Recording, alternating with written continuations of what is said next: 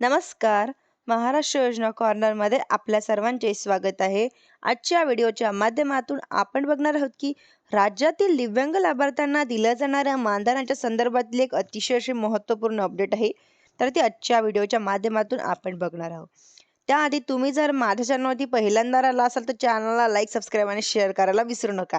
चला तर तुझा जास्त वेळ न घेता आपल्या व्हिडिओला सुरुवात करूया.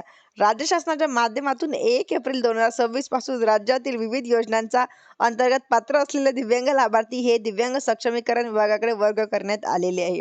1 एप्रिल 2026 पासून या लाभार्थ्यांना दिव्यांग सक्षमीकरण विभागाच्या माध्यमातून मासिक 2,500 रुपयाचं मानधन दिलं जाणार आहे. भरपूर साऱ्या अशा लाभार्थ्यांना म्हणजेच की सक्षमीकरण विभागाच्या माध्यमातून 2,500 रुपये मिळणार, परंतु दिव्यांग लाभार्थ्यांना अद्यापही या योजनेअंतर्गत मानधन वितरित करण्यात आलेलं नाही.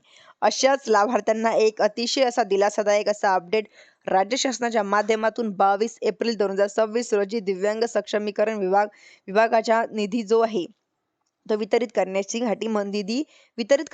मंजुरी देण्यात आलेली आहे.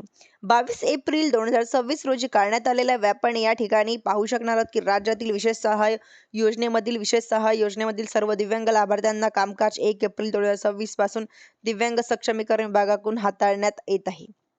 म्हणजेच की आता हा निधी वितरित करण्यासाठी मंजुरी देण्यात आलेली आहे.